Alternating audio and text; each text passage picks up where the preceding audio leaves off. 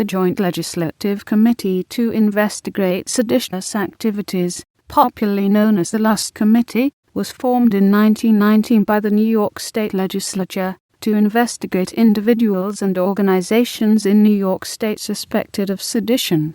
A private, 2-month-long investigation of radicalism conducted by a committee of the New York City Union League Club produced a unanimous vote of the club's members to petition to the New York State Legislature for a government investigation. Within days, the New York State Legislature established the Joint Legislative Committee to Investigate Seditious Activities by Concurrent Resolution on March 26, 1919. The 9-member committee targeted offenses committed under the criminal anarchy articles of the state's penal code. The committee was chaired by freshman State Senator Clayton R. Lusk of Cortland County, who had a background in business and conservative political values, referring to radicals as alien enemies.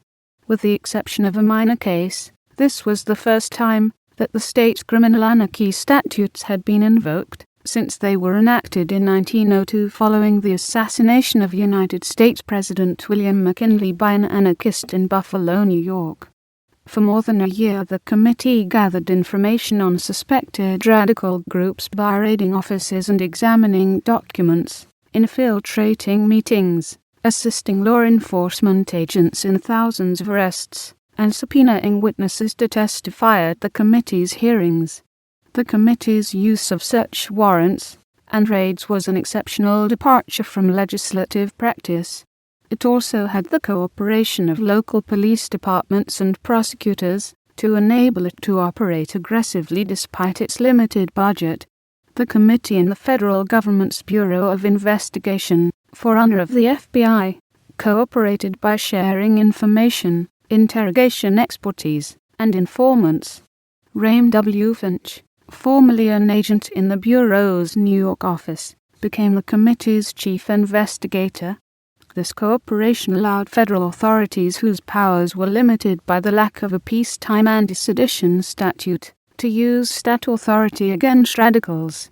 On June 12, the police and private detectives working for the committee raided the Russian Soviet Bureau, an agency headed by Ludwig Martins, that sought American recognition of the new Bolshevik government.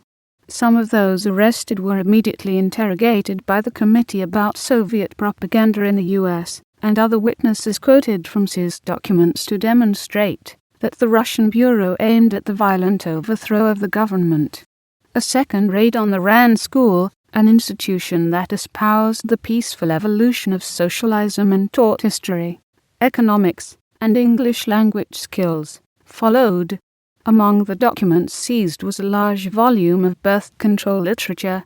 While the press had demonstrated little sympathy for the Russian Bureau, the liberal and radical press, joined by the American Civil Liberties Union, defended the Rand School.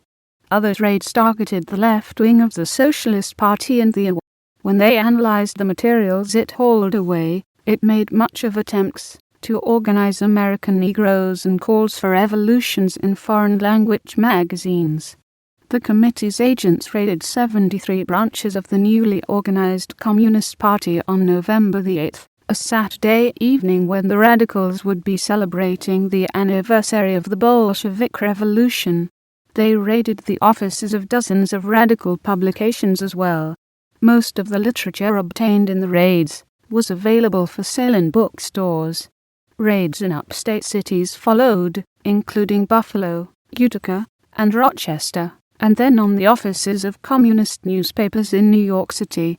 Only 10% of the 4-volume work constituted a report, while the rest reprinted materials seized in raids or supplied by witnesses, much of it detailing European activities or surveyed efforts to counteract radicalism in every state, including citizenship programs and other patriotic educational activities.